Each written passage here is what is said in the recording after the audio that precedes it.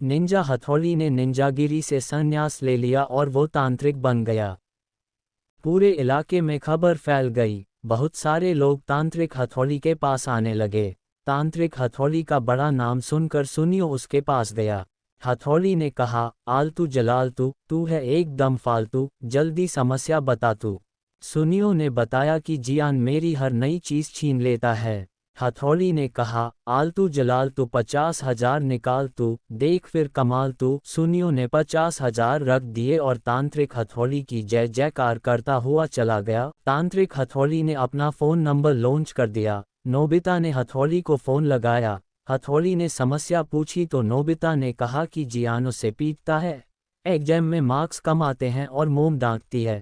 हथौड़ी ने समस्या हल करने के बदले पैसे मांगे। नोबिता ने कहा कि समस्या हल होने पर मिलेंगे। तांत्रिक हथौड़ी ने समस्या हल करने से मना कर दिया। नोबिता और डोरेमोन को हथौड़ी पर शक हुआ। उन्होंने कैनिची और अमारा को कबूतर के द्वारा चिट्ठी भेजी जिसमें उन्होंने कैनिची और अमारा को सीक्रेट मुलाकात के लिए बुलाया। सीक्रेट मुलाकात में कैनिची ने बताया कि निंजा हथौड़ी को चैलेंज मिला है जल्दी पैसे इकट्ठे करने का। डोरेमोन ने कहा कि शायद इसीलिए हथौड़ी तांत्रिक बना है।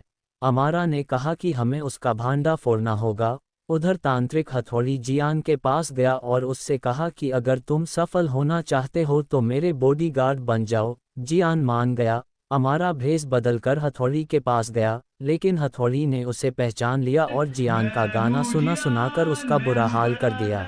अमारा की बुरी हालत होने के बाद डोरेमोन ने कहा कि हमें कुछ ऐसा करना चाहिए जिससे हथौड़ी खुद अपना राज खोल दे। नोबिता ने कहा कि हम हथौड़ी को चुनौती देते हैं ऐसे काम की जो वो न कर सकता हो। कैनिची ने कहा कि हथौड़ी मेंढकों से डरता है। डोरेमोन ने कहा कि हम उसे 10 मेंढक पकड़ने का चैलेंज देते हैं। उन्होंने फ़ोन करके हथौड़ी को चैलेंज दिया और हथौड़ी ने स्वीकार कर लिया। अगले दिन हथौड़ी ने डोरेमोन को बुलाया और उसे मेंढक दिखाए।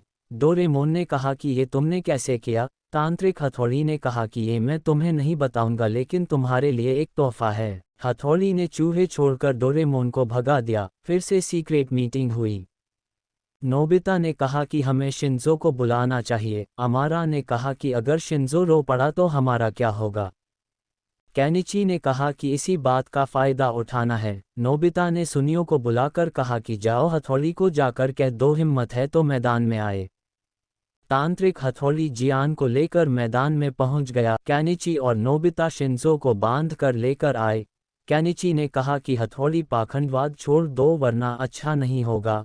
तांत्रिक हथौड़ी ने कहा कि शायद तुम्हें पता नहीं है कि मेरे सक्षम अंगरक्षक जियान के एक गाने से तुम्हारा क्या हाल होगा। कैनिची और नोबिता ने एक डिवाइस पहनकर कहा कि उसका इंतज़ाम हमने बाखूबी किया है, लेकिन तुम्हारे बॉडीगार्ड जियान और तुम्हारा क्या होगा जब शिंजो रोएगा।